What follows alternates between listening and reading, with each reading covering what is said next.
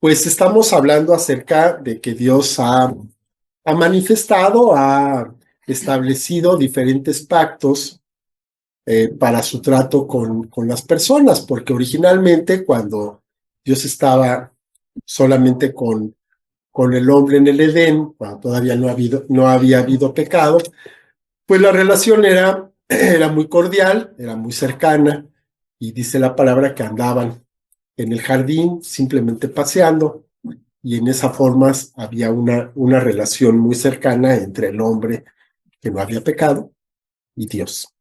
A raíz del pecado, bueno, pues se establecen diferentes pactos para moderar esta relación, por decirlo de una manera.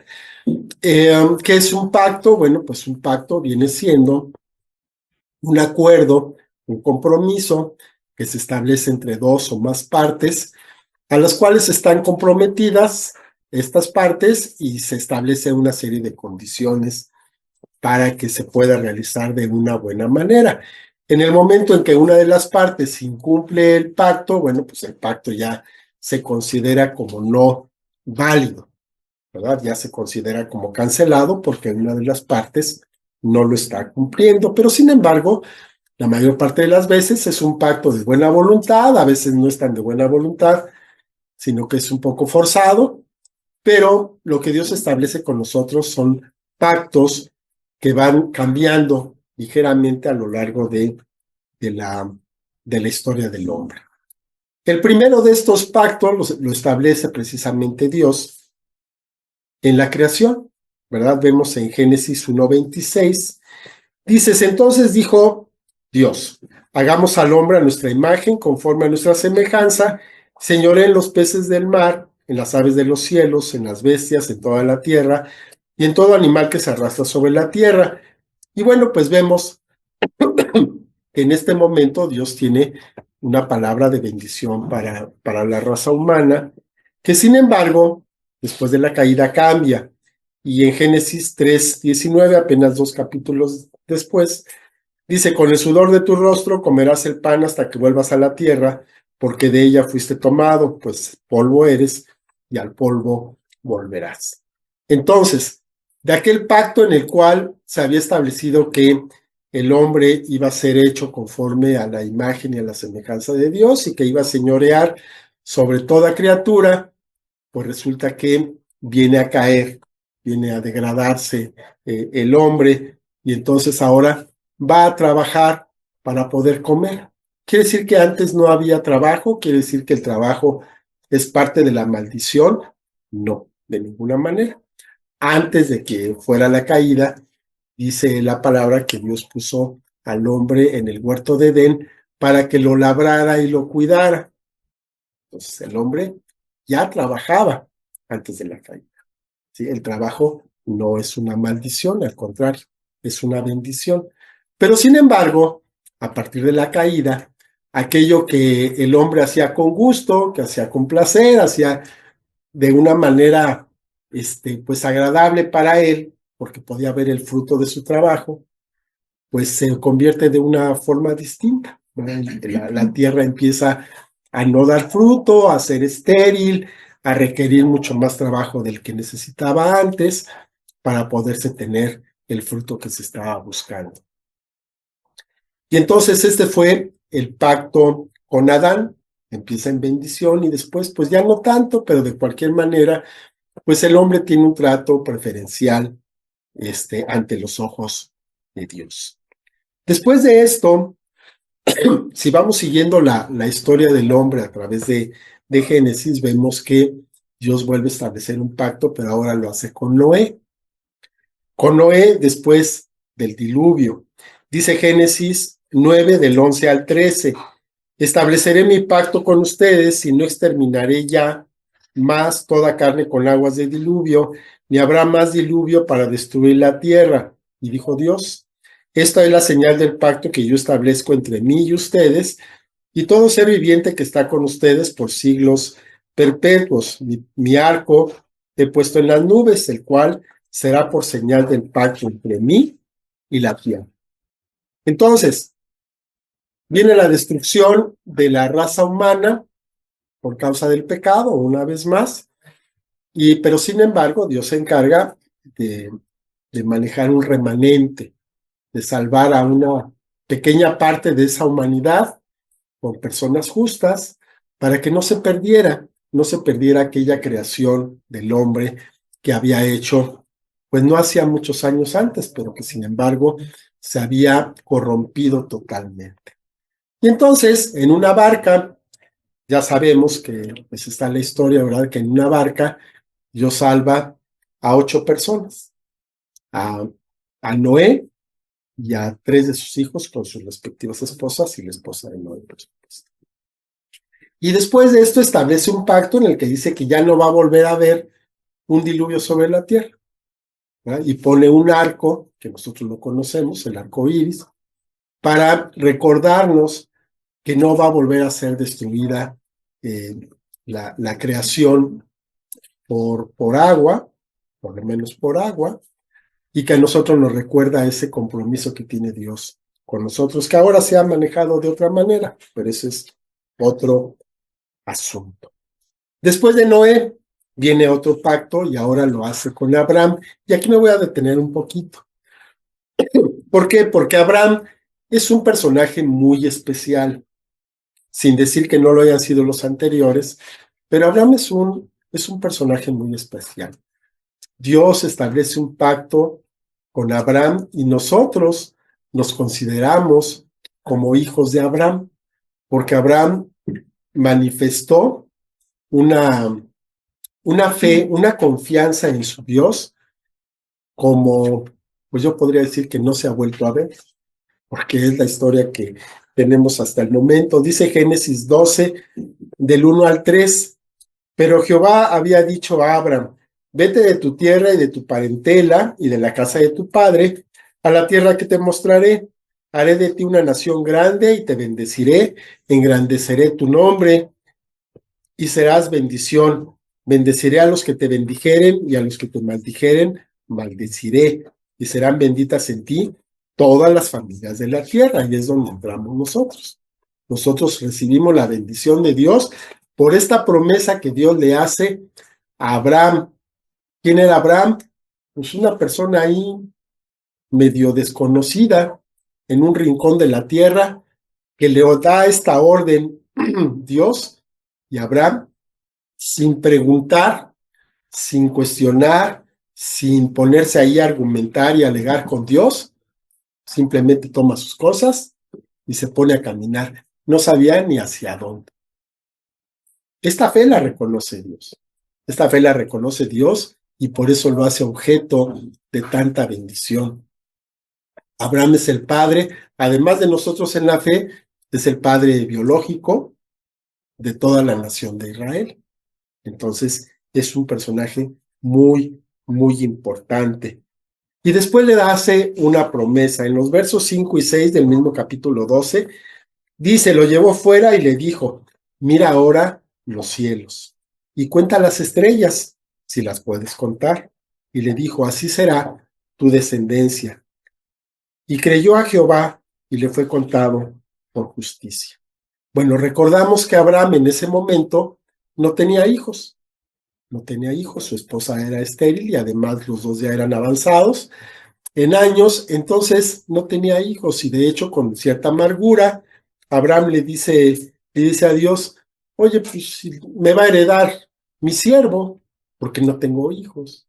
Pues fíjate nada más qué bendición tan grande tengo, que todo esto que he trabajado y que poseo en este momento, se va a quedar mi siervo, se va a quedar mi esclavo con él, porque no tengo nadie más a quien heredar. Y entonces Dios le dice esto. Le dice que va a tener una descendencia abundante, grande, tantas como las estrellas hay en el cielo, si es que se pueden contar. Si nosotros un día, no en la ciudad, pero un día que estemos en otro lado, nos ponemos a ver un cielo estrellado, ¿podemos contar las estrellas? No las podemos contar, son demasiadas. A simple vista se supone que se pueden ver algunos cuantos miles de estrellas. Sabemos que en realidad son muchas más. Pero bueno, cuando Abraham salió a contar, pues se quedó impresionado con esto que se le había dicho. Pero lo más importante es que a pesar de las circunstancias, Abraham le cree a Dios. A pesar de que su esposa era estéril, a pesar de que los dos ya eran unos ancianos, a pesar de eso, Dios le dice, no le vas a heredar a tu siervo, sino que le vas a heredar a tu hijo. Y además vas a tener una descendencia muy abundante, voy a hacer naciones de ti. Y entonces, ¿qué es lo que hace Abraham? Le cree, le cree. Y esta fe le es contada por justicia. Entonces Dios ve la fe de Abraham y entonces confirma este pacto. No quiere dejarlo solamente en palabras, sino que quiere hacer algo especial con él, porque después de todo, era una persona especial. Entonces, para que la fe de este hombre creciera, decide hacer o manifestar de una manera visible, tangible, este pacto que estaba haciendo con Abraham y le da instrucciones. Vemos ahí mismo, en el mismo capítulo, en los versos del 9 al 12, le dijo, tráeme una becerra de 3 años, una cabra de 3 años y un carnero de 3 años, una tórtola también y un palomino. Y tomó él todo esto, los partió por la mitad y puso cada mitad una enfrente de la otra. Mandó partió las aves. Y descendían aves de rapiña sobre los cuerpos muertos, y Abram los ahuyentaba. Mas a la caída del sol sobrecogió el sueño a Abram. He aquí que el temor de una grande oscuridad cayó sobre él. Entonces imaginemos un poquito cómo está la cosa. Está Abram en algún lugar, pues podemos decir que era desierto. En ese tiempo todo era desierto, ¿no? O sea, no había gente alrededor. Le da a Dios esas instrucciones, él toma los animales, los escoge, los parte conforme a la promesa, pone uno enfrente del otro y está esperando. Y vienen las aves de rapiña a querérselos comer, y ahí está Abraham corriendo atrás de ellos para que no lo hicieran. Y ya a la caída del sol, viene sueño grande sobre Abraham. Y entonces dice que el temor de grande oscuridad cayó sobre él. ¿Por qué tenía miedo? Por lo que iba a pasar. No, él se sintió sobrecogido de miedo, hasta el sueño se le quitó, y entonces se queda expectante para ver qué es lo que venía, porque sabía que algo grande iba a pasar. Y así fue.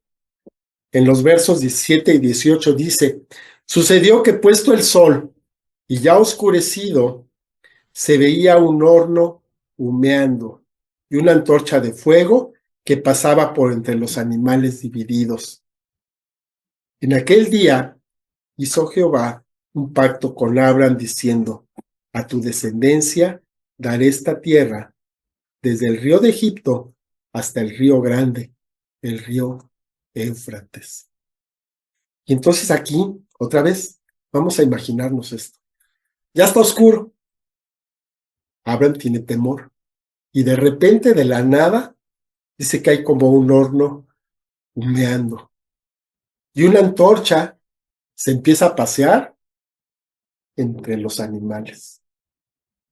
¿Qué era esa antorcha? Era la misma presencia de Dios, que estaba caminando entre los animales. ¿Por qué esto? Porque en ese tiempo, en esa cultura, era lo que se acostumbraba a hacer cuando se hacía un pacto entre dos personas. Entonces, normalmente, pues como vivían un poco expuestos, no había ciudades, entonces esto era muy frecuente que se hicieran pactos entre diferentes patriarcas, y entonces se prometían que si uno era atacado, el otro iba a venir a rescatar. Eran básicamente pactos de protección. ¿Y cómo se sellaban estos pactos? Pues con sangre, de diferentes maneras, pero siempre había sangre involucrada. Entonces, Dios le manda a Abraham que tome sus animales, que los parta, por supuesto hay derramamiento de sangre, y entonces sobre esa sangre se pasea esta antorcha encendida. Queda presencia de Dios, que le está diciendo a Abraham de una manera visible, lo que te acabo de decir, lo estoy confirmando delante de tus ojos. No puedes pensar que fue nada más algo que te imaginaste, lo estás viendo, que yo me comprometo contigo a cumplir la promesa que te hice. Y entonces, el bueno de Abraham ya queda convencido de que Dios va a cumplir esa promesa y que había hecho él, un hombre, un pacto con el Dios Todopoderoso. Cosa tremenda, cosa tremenda. Por cierto, aquí dice, a tu descendencia daré esta tierra, desde el río de Egipto hasta el río grande, el río Éufrates. Si nos imaginamos la extensión, pues es un montón de tierra. Y si recordamos cómo es la bandera de Israel, de la nación de Israel el día de hoy, vemos que tiene su estrellita de David, ¿no? Y arriba tiene azul y abajo tiene azul. ¿Qué representa esto? Los ríos. Los ríos. Entonces, inconscientemente para todos, excepto para ellos quieren reclamar esa tierra, desde el Éufrates hasta el Nilo. Ellos consideran que es de ellos. Pero bueno, le seguimos. Este fue el pacto con Abraham, el pacto abrámico. Todavía hay otros más. El pacto mosaico, o sea, con Moisés. Dice Éxodo 7, del 1 al 3. Jehová dijo a Moisés, mira, yo te he constituido Dios para Faraón, y tu hermano Aarón será tu profeta. Tú dirás todas las cosas que yo te mande, y Aarón tu hermano hablará a Faraón, para que deje ir de su tierra a los hijos de Israel. Yo endureceré el corazón de Faraón, y multiplicaré en la tierra de Egipto mis señales y maravillas. Después, este pacto que tiene Dios con Moisés lo extiende a toda la nación de Israel, y lo podemos ver más adelante, sobre todo en Deuteronomio, en la parte de las bendiciones y las maldiciones. Nada más voy a leer un pedacito. Dice Deuteronomio 28, 1 y 2, acontecerá que si oyeres atentamente la voz de Jehová tu Dios, para guardar y poner por obra todos sus mandamientos que yo te prescribo hoy, también Jehová tu Dios te exaltará sobre todas las naciones de la tierra, y vendrán sobre ti todas estas bendiciones y te alcanzarán si oyeres la voz de Jehová tu Dios. Aquí vemos, interesante, que este pacto en la segunda parte lo extiende a todo Israel, pero además añade un sí. Si haces esto, entonces te van a alcanzar las bendiciones. Si no lo haces, entonces no. Aquí hay una condición que pone Dios ante el pueblo de Israel, porque para Moisés no le puso ninguna condición.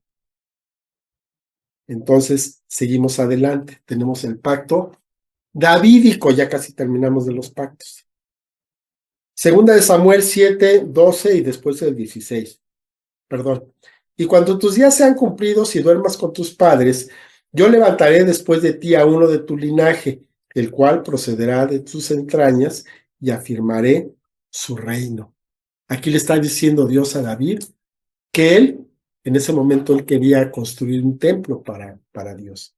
Dice, tú no lo vas a construir, pero uno de tu linaje sí.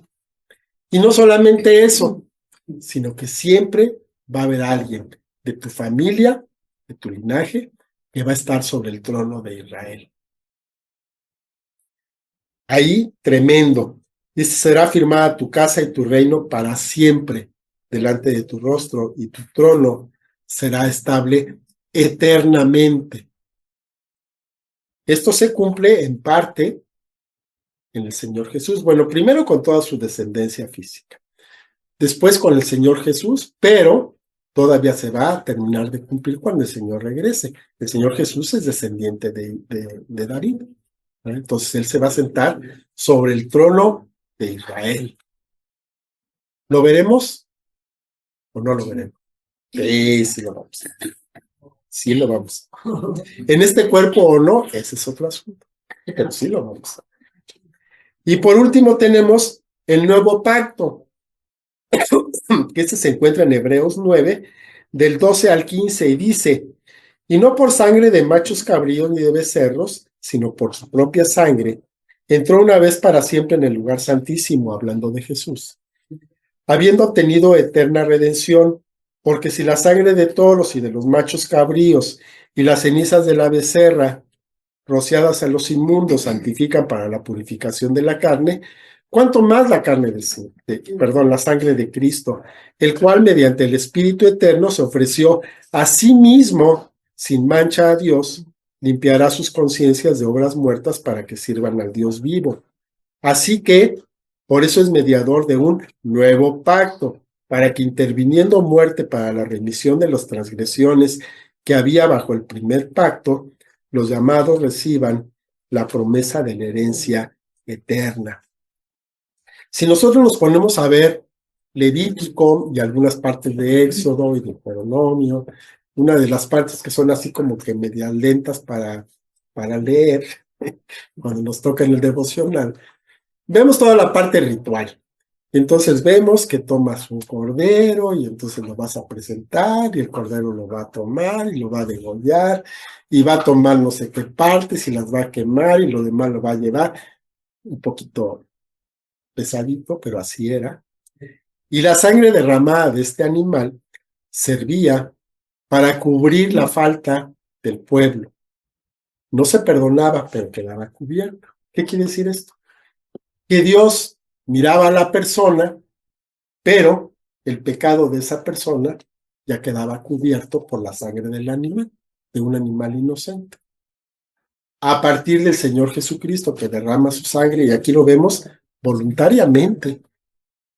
A veces por ahí escuchamos de que lo mataron. Nadie mató a Jesús. Él le entregó su vida voluntariamente. ¿No?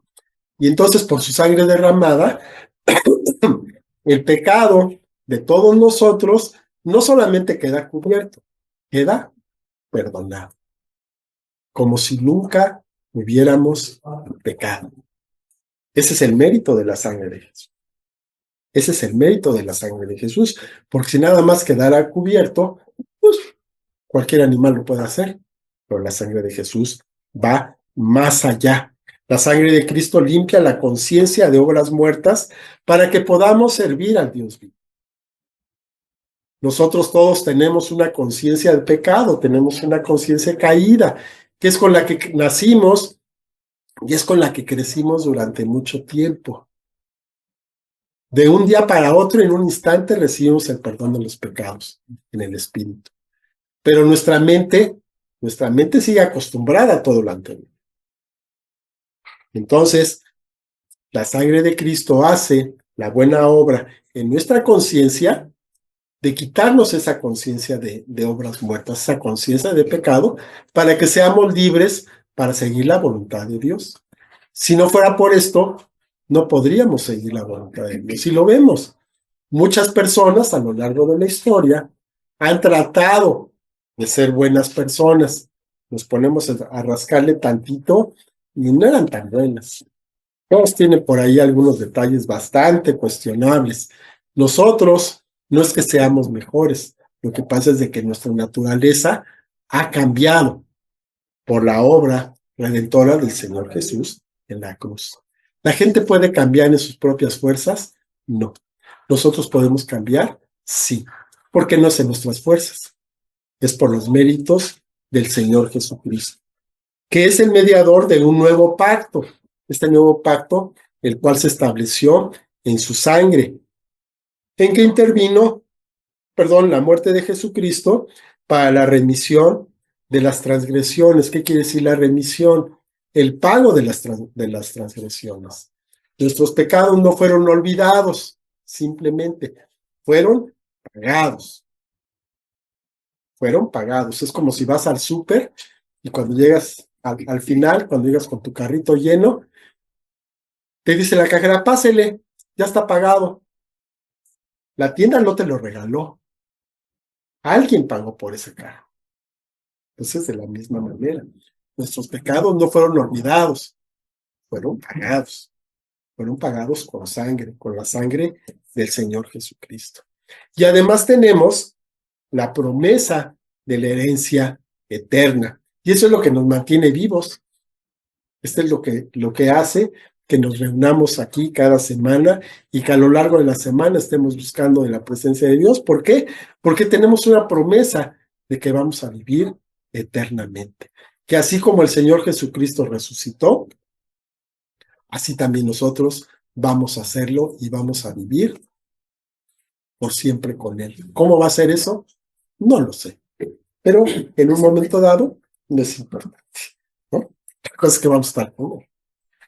Sigue Hebreos 9, del 24 al 28.